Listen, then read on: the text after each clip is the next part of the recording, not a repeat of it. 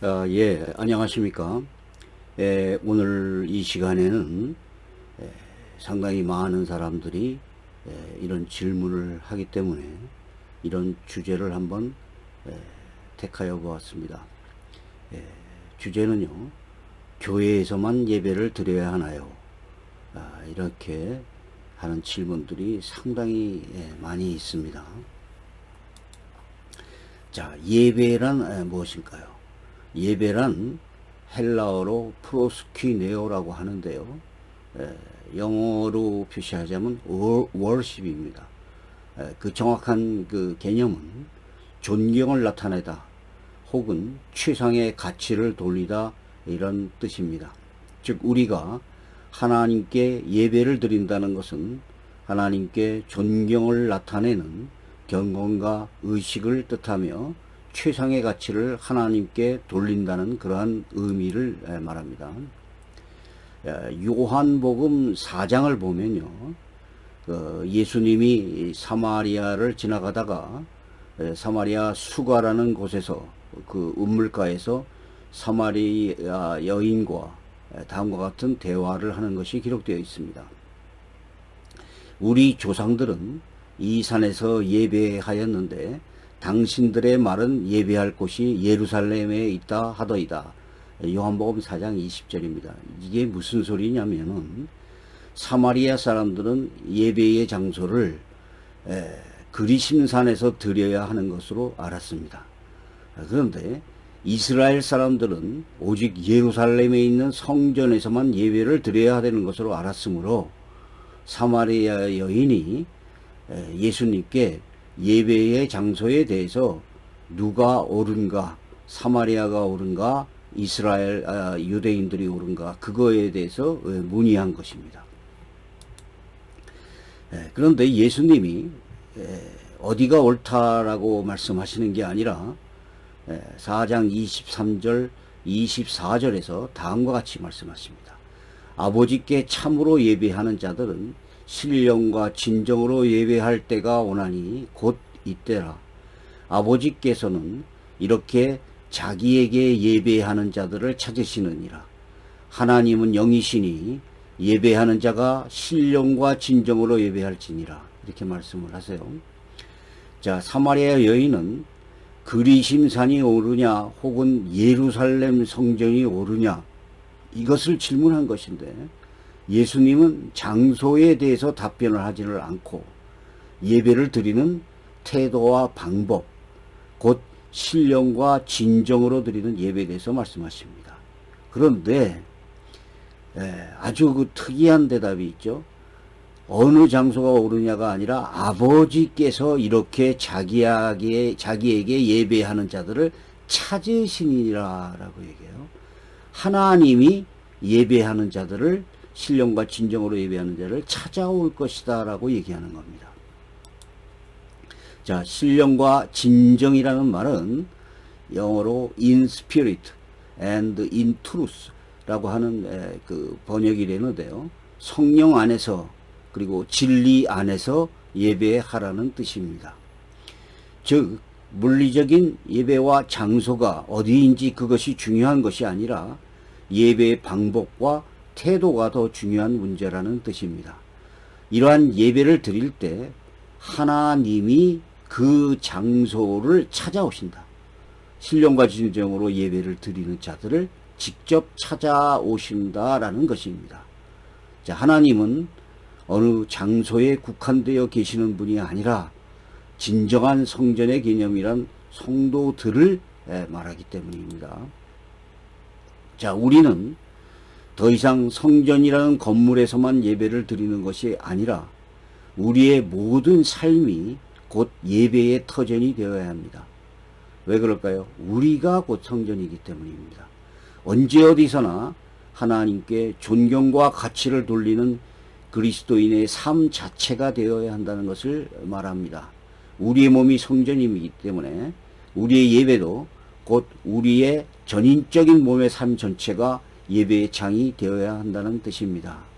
자, 로마서 12장 1절에는 이렇게 얘기합니다. 그러므로 형제들아 내가 하나님의 모든 자비하심으로 너희를 권하노니 너희 몸을 하나님이 기뻐하시는 거룩한 산제사로 드리라. 이는 너희의 드릴 영적 예배이니라. 로마서 12장 2절 1절의 말씀입니다. 자, 로마서 12장 1절에서 그 말하는 영적 예배란 무엇일까요? 일반적으로 생각하듯이 경건적이고 의식적인 것을 포함하는 행위가 예배일까요? 물론 그런 것도 예외에 들어갑니다. 언어적으로 살펴보면 영적이라는 그 헬라어는 로기코스라는 말인데 합리적인, 논리적인, 이성적이라는 뜻에서 유래된 겁니다. 그래서 영어 성경은 reasonable이라고 번역한 겁니다.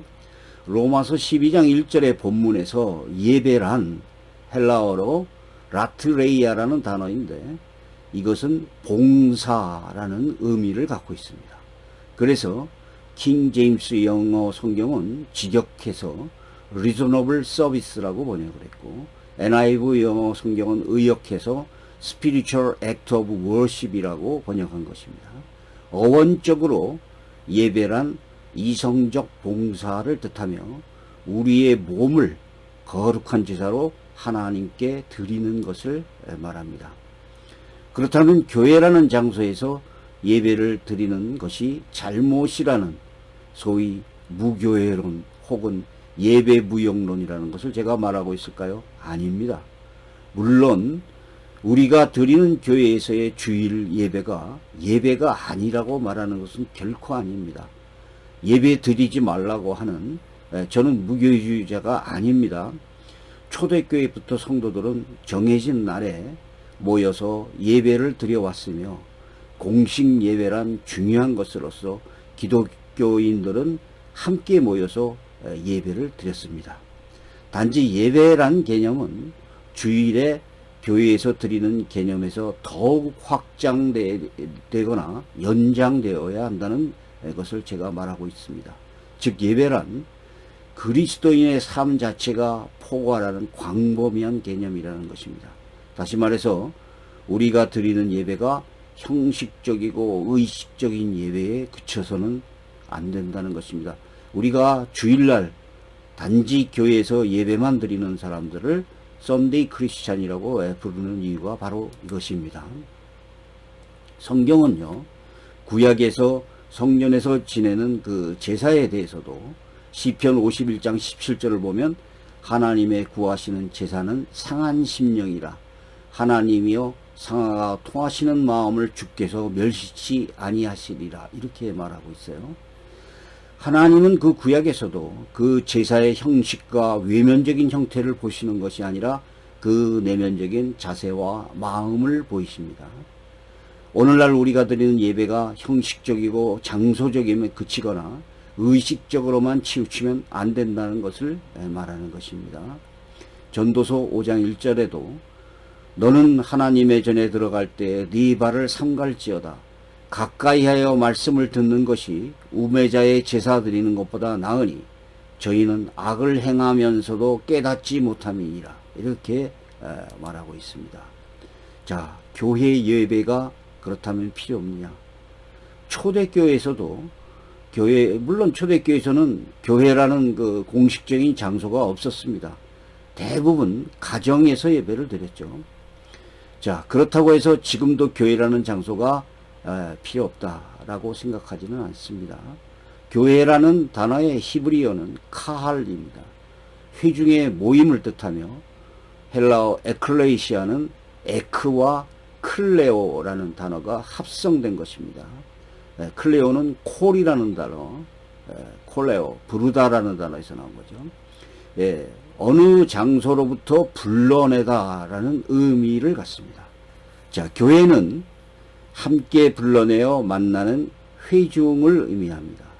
그래서 하나님이 이스라엘을 애굽으로부터 광야로 불러내셨기 때문에 광야교회라고 하는 표현을 한 것이 사도행전 7장 38절에 나옵니다. 자, 제가 한번 읽어보겠습니다. 시내산에서 말하던 그 천사와 및 우리 조상들과 함께 광야교회에 있었고 또 생명의 돌을 받아 우리에게 주던 자가 이 사람이라. 이 단어가 에클레시아라고 하는 단어가 사용된 것입니다. 즉 교회라는 의미는 유형적인 건물에서 드리는 예배가 아니라 무형적인 회중 모임을 뜻합니다. 그것이 맞습니다. 그러나 예배를 드리기 위한 유형적인 교례도 필요합니다.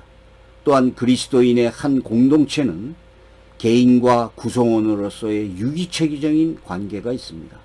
그래서 공동체의 봉사를 하기 위한 영적 은사가 주어졌던 것이고 직분이 있었던 것입니다. 또한 예배를 위한 장소도 필요합니다.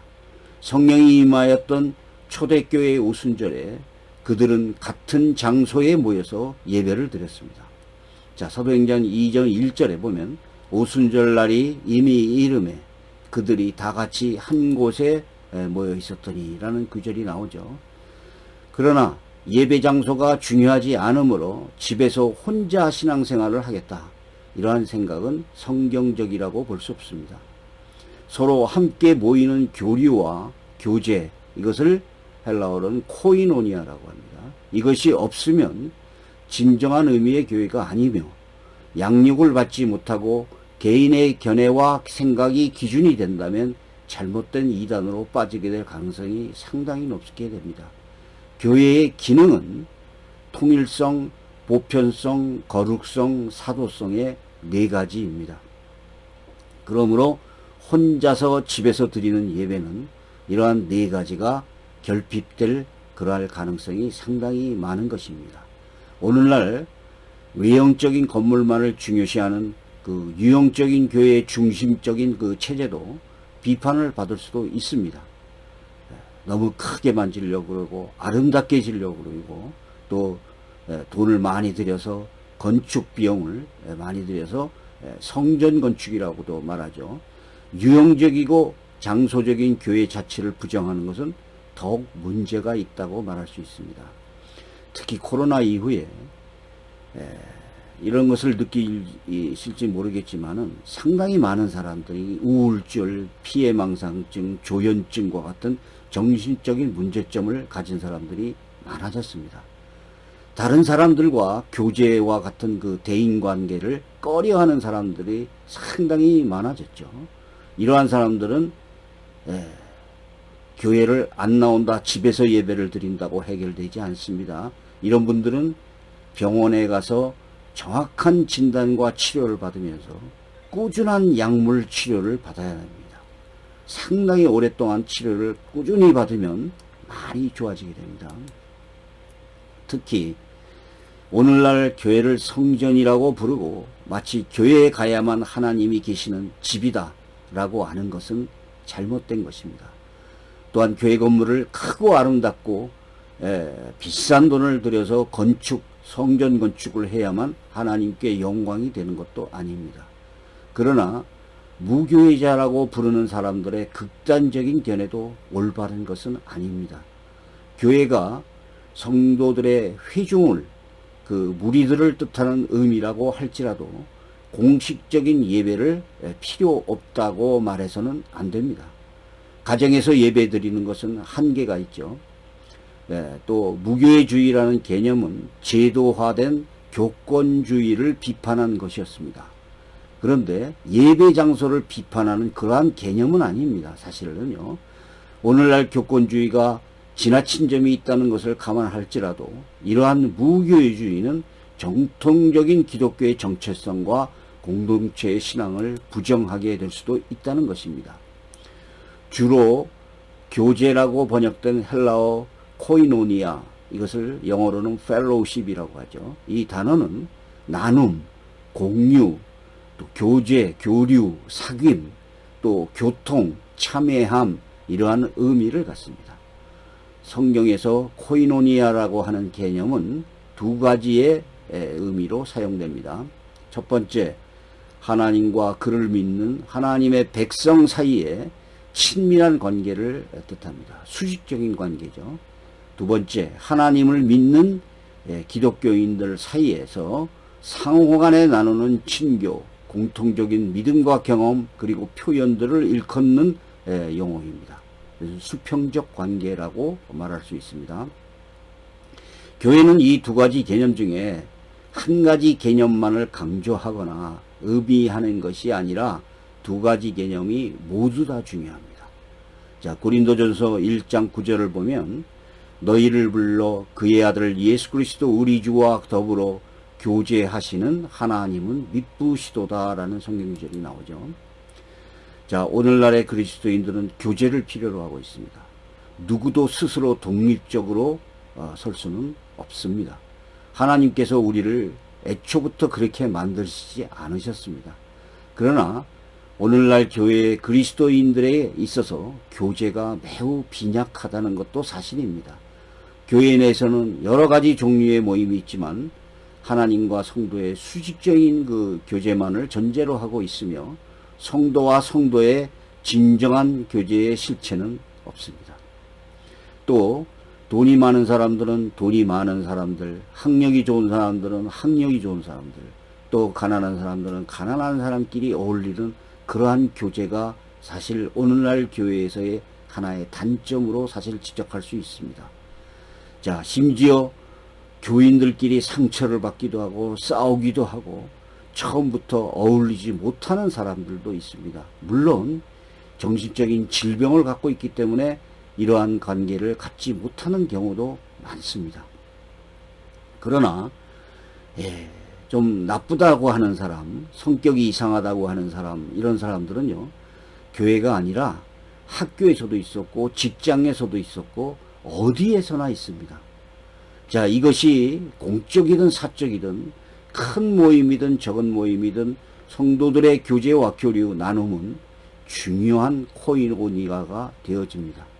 물론 또 어느 교회처럼 이 교제가 단지 먹고 즐기고 놀기 위한 그러한 친선 모임이 되어서도 안 됩니다. 그러나 친성과 교류도 상당히 중요한 것입니다. 그래서 함께 어울리고 함께 돕고 함께 슬픔과 고통을 나누는 그러한 코이노니아가 상당히 중요한 것입니다. 고린도전서 12장 12절에는 이렇게 말합니다. 몸은 하나인데 많은 지체가 있고 몸이 지체가 많으나 한 몸인 것 같이 그리스도도 그러하니라. 이렇게 얘기하고 있죠. 또 골로새서 2장 19절에서는 머리를 붙들지 아니하는 자라 온 몸이 머리로 말미암아 마디와 힘줄로 공급함을 얻고 연합하여 하나님이 자라게 하심으로 자라느니라.